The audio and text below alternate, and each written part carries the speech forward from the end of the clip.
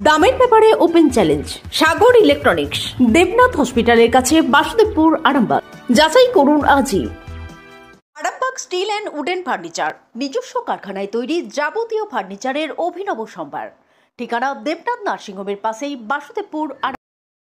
সদ্যজাত সন্তানের মৃত্যু আবারও কাঠগড়ায় আরামবাগ মেডিকেল কলেজ।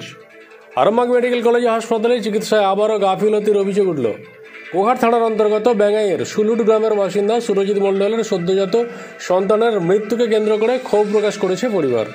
অভিযোগ, 1 নভেম্বর ভোরে প্রসব যন্ত্রণায় রিম্পা মণ্ডলকে হাসপাতালে ভর্তি করা হলেও চিকিৎসক এবং নার্সরা যথাসময়ে নাকি চিকিৎসা দেননি। অভিযোগ এমনটাই, বারবার অনুরোধ সত্ত্বেও গুরুত্ব না দেওয়ায় বিলম্বে প্রসব হয় এবং পরদিন নবজাতকের মৃত্যু হয় বলে দাবি পরিবারের, যদিও হাসপাতালের তরফে কারো কোনো বক্তব্য পাওয়া যায়নি। ঘটেছিল 1 তারিখ ভোর 3-4টের সময় রুগী ভর্তি হয়েছিল, ডেলিভারি পেশেন্ট ছিল। তার পূর্ববর্তী রিপোর্ট সমস্ত কিছু একদম নর্মাল ছিল এবং ভর্তির পরবর্তী ডাক্তারবাবুরা যে রিপোর্ট দেখেন বা করেন, দেখার পরে সমস্ত কিছু সুস্থ স্বাভাবিক ছিল। তার পরের দিনে 10টার সময় বলেছিল যে যেহেতু বাচ্চাটা হেলদি, 3 কিলো প্লাস ওয়েট আছে, ওই জন্য নর্মালে হওয়া একটু চাপ আছে, ওই জন্য সিজার করা হবে। তো সেই কথা বলে বেরিয়ে যাওয়ার পর দুপুর 2টো হয়ে গেছে, তখনও সিজার তো করেইনি, উপরন্তু নর্মাল ডেলিভারি করেছে। কিন্তু নর্মাল ডেলিভারি করেছে তখন প্রথমে যখন ডাক্তারবাবুকে যিনি দায়িত্বে ছিলেন তাকে যখন আমার বন্ধু জিজ্ঞাসা করে, তিনি বলছেন আমি ছিলাম না। মানে এর কথাই বোঝা যাচ্ছে যে ডাক্তারের গাফিলতির জন্যই শিশুটার মৃত্যু। ডাক্তার কোথায় ছিল? ডাক্তার কোথায় ছিল সেটাই তো এখন প্রশ্ন, যে ডাক্তারবাবু কোথায় ছিল। ডাক্তারবাবু বল নার্সিংহোমে ডাক্তারবাবু কি হসপিটাল ছেড়ে বেরিয়ে গেছিলেন? সেই উত্তরটা আমরা কোথায় পাবো? আমরা সাধারণ মানুষ, সেই উত্তরটা কার কাছ থেকে পাবো? সেই জন্য সুপারের কাছে আমরা একটা দরখাস্ত দিয়েছি, কিন্তু সেই উত্তরটা কি আমরা পাবো? সেটাই হচ্ছে আমাদের প্রশ্ন। কি মনে হচ্ছে এই বারবার এরকম ঘটনা মেডিকেল কলেজে? এগুলো সাধারণ মানুষের পক্ষে খুবই অসুবিধাজনক, কারণ তারা তো ডাক্তারকে খুবই বিশ্বাস করে, ভগবানের সমান দেখে। আপনারা দেখুন কী করতে পারেন। যেখানে সুপার স্পেশালিটি বলছে সমস্ত রকম সুবিধা পাওয়া যায়, কিন্তু এই ঘটনা বারবার কি মনে হচ্ছে? সুবিধা তো আছে, কিন্তু যিনি সুবিধাটা দেবেন, যিনি কর্তব্যে আছেন, তিনি কোথায়? তিনি ছিলেন কোথায়? 10টা থেকে 2টা পর্যন্ত এই যে সময়টা অতিবাহিত হলো, কোথায় ছিলেন? সেই উত্তরটা কে দেবে? সেই কারণে বেবিটা এরকম হয়েছে। একদমই তাই, না হলে পুরো রিপোর্ট ভর্তি হওয়ার দিন পর্যন্ত যে রিপোর্ট আছে, ভর্তির পরবর্তী রিপোর্ট সমস্ত কিছু নর্মাল, সুস্থ, স্বাভাবিক, তো হঠাৎ করে বাচ্চাটা মারাই যাবে কেন? কি মনে হচ্ছে ডাক্তার কোথায় ছিল? কি মনে হচ্ছে ডাক্তার কোথায় ছিল সেটাই তো আমরা প্রশ্ন করে সুপারকে জানিয়েছি। হয়তো হসপিটালের বাইরেই ছিল, হয়তো কোনো পাবলিক বা প্রাইভেট হসপিটালে গেছিল, সেটাই তো জানতে চাইছি আমরা। আপনার নাম দাদা? আমার নাম অনির্বাণ চৌধুরী। আপনাদের ভালোবাসার আরেক নাম চন্দন জুয়েলার্স। চন্দন জুয়েলার্স, আরামবাগ, সদরঘাট, হুগলি। বলছি দাদা, আজকে আরামবাগ মেডিকেল কলেজ হাসপাতালের প্রিন্সিপালের সাথে কেন দেখা করতে এসেছেন? আমার স্ত্রীকে ভর্তি করেছিলাম 1 তারিখে রাত্রেবেলা, ধরুন 4টের সময়, 1 তারিখে ভোরে আর কি, 1 তারিখে ভোর 4টায় ভর্তি করেছিলাম। পেন উঠেছিল, ফার্স্ট বেবি হবে আমাদের। আপনার এমার্জেন্সি দেখিয়েছিলাম। তারপরে আমি ধরুন ডাক্তারবাবুর সঙ্গে কথা বলছি, একটা ম্যাডাম দেখছিলেন। তখন বাজছে সকাল হয়তো ওই 7:30-8টা। ওনাকে সব রিপোর্ট দেখালাম। দেখার পর তাকে জিজ্ঞাসা করলাম যে কী পজিশন করছেন। বলছেন না, তোমার বেবির পজিশন খুব ওকে এবং স্ত্রীরও কন্ডিশন ভালো, নর্মালে হওয়ার চান্স কম আছে, ওটা তোমার হবে, সিজার করতে হবে। কিন্তু এখন সেটা তো আপনাদের ব্যাপার, আপনারা ডাক্তার, আপনারা যেটা ভালো বুঝবেন করবেন। সিজার করলে যদি আপনাদের ভালো হয় সেটাই করবেন। বললো তোমার টেনশনের কোনো কারণ নেই, সকাল 10টার মধ্যে আমি ওটিতে ঢোকাবো। আমরা ঠিক আছে, সেটা তাহলে 10টার মধ্যে করুন। সেটা কি 10টা কি রাত না দিন? বললো না, সকাল 10টার মধ্যেই ঢোকাবো, 10টার জায়গায় হয়তো 1-1.5 ঘন্টা এদিক ওদিক হতেই পারে। আমি তাকে তখন বললাম ঠিকই আছে, সেটা আপনি দেখুন কী করবেন, আপনি তো ডক্টর। তারপরে ওখান থেকে আমি বেরিয়ে আমাকে বের করে দিয়েছিল, কারণ মেয়েদের ডিপার্টমেন্টে তো আমাকে আর ঢুকতে দিচ্ছে না। আমি বেরিয়ে চলে এসেছিলাম। তারপরে আমার শাশুড়ি মা ওখানে ছিলেন, শাশুড়ি মার কাছে ফোন ছিল, কিন্তু শাশুড়ি মা ফোন ঠিক অপারেট করতে পারে না, সবসময় কমিউনিকেশন ঠিক হচ্ছিল না। এবার আমি ফোন করলে হয়তো ধরতে পারছিল, কখনো কখনো তাও পাচ্ছিল না। আমি 11টার দিকে মানে ফোনে পেয়েছিলাম। তখন আমি জিজ্ঞাসা করলাম যে কী কন্ডিশন রিম্পার, মানে আমার স্ত্রীর নাম হচ্ছে রিম্পা। বলো দেখো, এখন আবার ডাক্তার নাকি বলে গেল যে নর্মালে ডেলিভারি হবে আপনার। নিয়ে আবার সকালে আমাকে বললো সিজার, এখন বলছে নর্মালে। আচ্ছা ঠিক আছে, ডাক্তার যেটা ভালো বুঝছে সেটাই করুন। আমার তো ডাক্তারের উপরে হাত নেই কিছু, ডাক্তারের কাছে আমি দিয়েছি। তারপরে ধরুন আমি আবার 12টার দিকে ফোন করেছি, বললো না এখনও কোনো ডাক্তার নেই, কেউ নেই। যে নার্সগুলো বসায় তাদেরকে আমি বারবার বলছি যে আমার পেশেন্টের পেন উঠছে, যন্ত্রণা হচ্ছে, ও কাঁদছে, আমি সেটাও শুনতে পেয়েছি যে আমার স্ত্রী কান্নাকাটি করছে।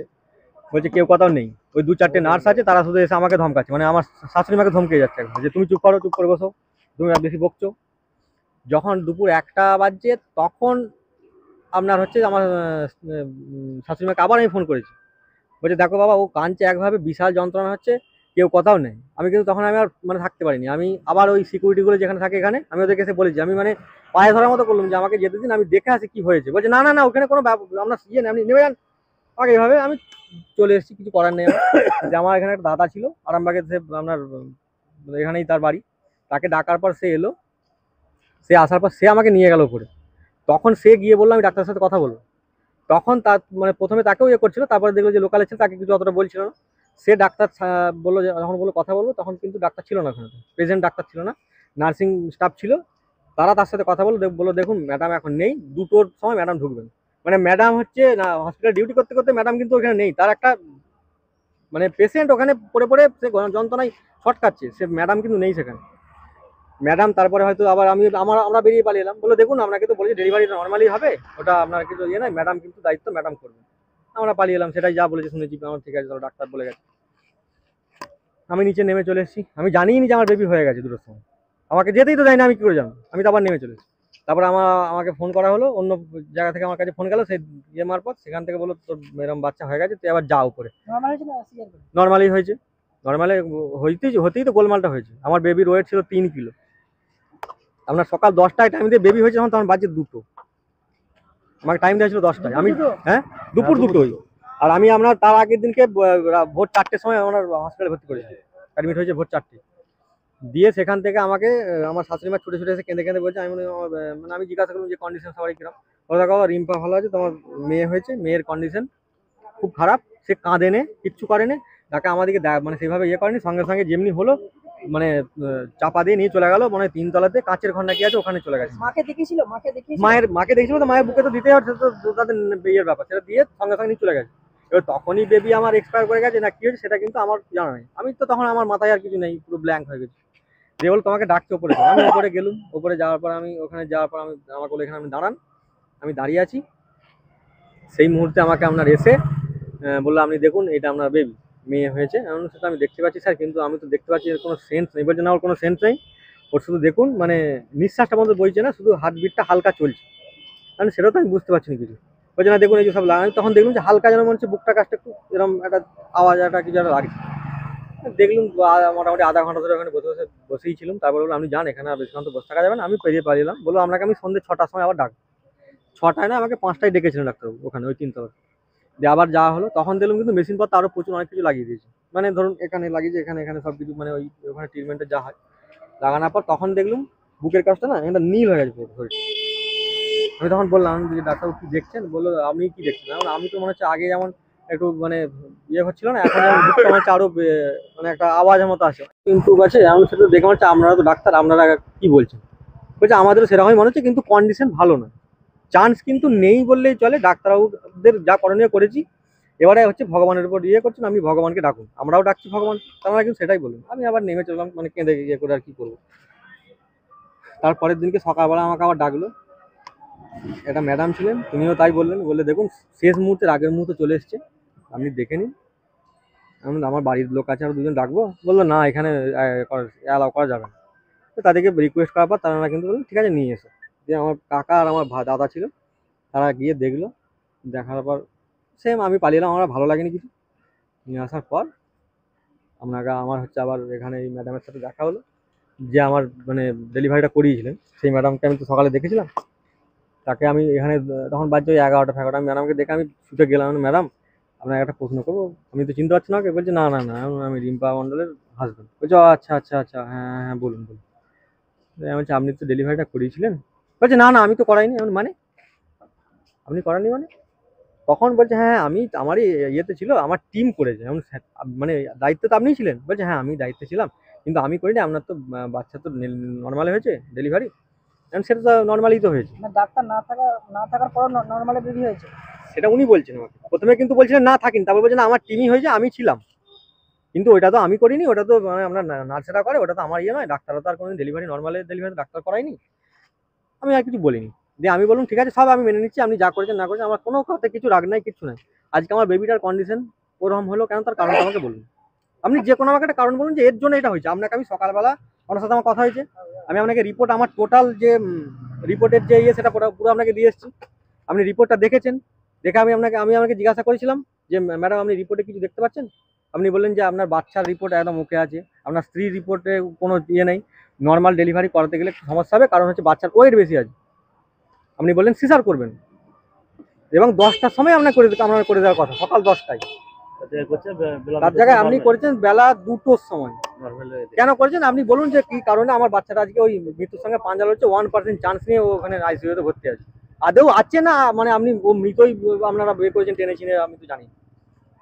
বলছি দেখুন আমি উত্তর কিছু দিতে পারবো, আমিও বুঝতে পারছি না কেন এরকম হয়েছে বেবিটার, কারণ আমারও কিছু জানা নেই ওইটাতে। এমন তাহলে কি আমি বলবো আপনাকে উত্তরটা? বলছে আপনিই বলুন।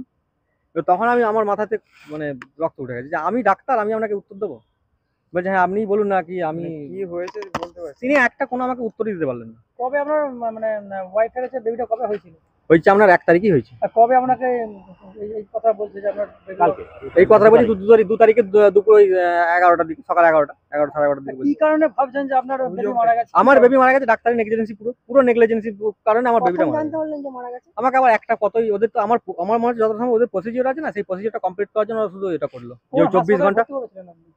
আমি আপনার এই তো আমাদের আরামবাগ মেডিকেল কলেজের, কোথায় বাড়ি কোথায়? আমার বাড়ি ব্যাঙ্গাই। আমার নাম? আমার নাম সুরজিৎ। কবে ভর্তি করেছিলেন? 1 তারিখে দাদা, ভোর ওই 4:10-15 দিকে আমি এখানে নিয়ে এসেছিলাম। রাত্রেবেলাতে আমি নিয়ে এসেছি, যে আমার ফার্স্ট বেবি হচ্ছে, আমি রাত্রেবেলাতেই নিয়ে এসেছি এখানে। বাচ্চাটা আমার 2 তারিখে মারা গেছে দুপুর 1:30টা। কোথায় অভিযোগ কোথায়? অভিযোগ এখানে সুপারের কাছে এসেছি, ওনার কাছে অভিযোগ জমাও দিয়েছি, কিন্তু ওনারা বলেন ডাকছি, কিন্তু আমাদের 2 ঘন্টা অন্তত দাঁড়িয়ে আছে এখানে, 1.5 ঘন্টা। থানায় জানিয়েছেন এই ব্যাপারে? থানায় জানিয়েছি বলতে থানার অফিসার দিকে বলা আছে এখানে যে আপনারা আছেন, তারাই বললেন যে এখানে জমা দিন, আপনারা কমপ্লেন দিন। কি ঘটেছিল বা কি বলবো, অভিযোগটা কি? অভিযোগটা যে বাচ্চারা ডাক্তারের গাফিলতিতে বাচ্চাটা মারা গেল। বাচ্চাটা বাবা আমার ভাই হয়, মানে চিকিৎসার অভাবে বাচ্চাটা মারা গেল। কবে ভর্তি করেছিলেন? শনিবার।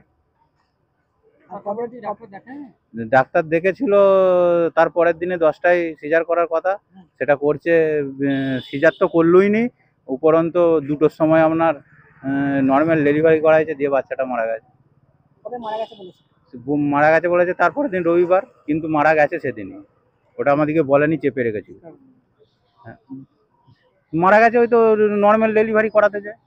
সিজার হওয়ার কথা ছিল? হ্যাঁ সিজার করার কথা ছিল। কেন সিজার হওয়ার কথা ছিল কেন? বাচ্চাটার ওয়েট বেশি ছিল, তার রিপোর্ট কাগজ সব দেখেছিল ম্যাডাম, কিন্তু করেনি ম্যাডাম। আমার নাম কি বলছে ডাক্তাররা, কি বলছে, কথা বলেছে? হ্যাঁ ডাক্তাররা বলছে আমরা কিছু জানিনি, বুঝতে পারিনি কি কারণে হলো। আমরা বললো আমাদের ফলটা কি বলুন, বাচ্চার ফল না বাচ্চার মায়ের ফল? ডাক্তারবাবু বললো কোনো ফল্টই নাই। আজকে কোথায় এসেছেন সেই জন্য ওই যে হসপিটাল সুপারের কাছে অ্যাপ্লিকেশন জমা দিতে, যে কি কারণে হয়েছে আমাদেরকে বলতে হবে। জমা দিয়েছেন? হ্যাঁ জমা দিয়েছি, এখন কোনো তার রেজাল্ট দেয়নি। আমার নাম? আমার নাম মাধব পাত্র। বাড়ি কোথায়? রোগীর বাড়ি হয়তো ব্যাঙ্গাই থেকে যেতে হবে, সুলুট বলে গ্রাম আছে একটা। আপনার নাম কি এই প্রথম ছিল না? হ্যাঁ এই প্রথম ছিল। রোগীর নামটা একটু বলুন। রোগীর নাম? রিম্পা মণ্ডল। ডক্টর অজয় শাস্ত্রীকে অনেক ধন্যবাদ। যে ছেলেকে আগে বকেও পড়ানো যেত না, সে আজ নিজে থেকেই পড়াশোনা করছে। ডক্টর অজয় শাস্ত্রীকে অনেক ধন্যবাদ। আজ শুধুমাত্র ওনার জন্যই আমার ডুবন্ত ব্যবসা আবার নতুন করে সফলতার স্বাদ পেল। আমাদের একমাত্র মেয়ের বিয়ে হচ্ছিল না, কিন্তু আজ সে সুখের সংসার করছে। ধন্যবাদ ডক্টর অজয় শাস্ত্রীকে। এনাদের মতো যদি আপনারাও জীবনে সুখের পরশ পেতে চান, তাহলে আজই স্ক্রিনে দেওয়া নম্বরে কল করে যোগাযোগ করুন ডক্টর অজয় শাস্ত্রীর সঙ্গে। জীবনের কঠিন মুহূর্তে আপনাকে সঠিক পথে পরিচালিত করবেন আন্তর্জাতিক খ্যাতিসম্পন্ন স্বর্ণপদক ও স্বর্ণ মুকুট প্রাপ্ত ডক্টর অজয় শাস্ত্রী। তিনি শুধু আপনাকে পথই দেখাবেন না, আপনার জীবনে সত্যিকারের সুখ, শান্তি, ঐশ্বর্য, অর্থ যেন সঠিক সময় আপনার কাছে পৌঁছে দেয়, সেই দায়িত্বও নেবেন। তার অভিজ্ঞতা এবং জ্ঞানের আলোতে আপনার জীবন হয়ে উঠতে পারে নিরুদ্বেগ ও সমৃদ্ধির পথে ধাবমান। তাই আর দেরি নয়, স্ক্রিনে দেওয়া নাম্বারে এখনই ফোন করে ডক্টর অজয় শাস্ত্রীর সাথে যোগাযোগ করুন। কে জানেন, হয়তো একটি মাত্র ফোনই আপনার জীবনকে বদলে দিতে পারে। চুড়ি, তুমি নারীর প্রিয় সব উৎসবে। বাউটি, বালা, চূড়, মান্তাসা দেখলাম মন ভরে। জনপ্রিয়তায় আজও সেরা মিনা করা ঝুমকা। কানে দিলাম কানপাশা, পূরণ হলো সব আশা। হাতের আঙুলের আংটি নানা ডিজাইনে পাবে। ঐতিহ্যবাহী নেকলেস আজও মনে ধরে, জড়োয়া সীতাহার সবার নজর কাড়ে। তাই তো বিয়েতে পেলে এত গয়না সবার মনে ধরে। নতুন সম্পর্কের শুরুটা আজও সোনার মতো খাঁটি। যখন সেরা জিনিস, সেরা কালেকশন, সাথে ন্যায্য দাম, তবে উন্নতর কেন? অর্ধশত বছরের বিশ্বাস, আপনাদের ভালোবাসার আর এক নাম চন্দন জুয়েলার্স, আরামবাগ, সদরঘাট, হুগলি।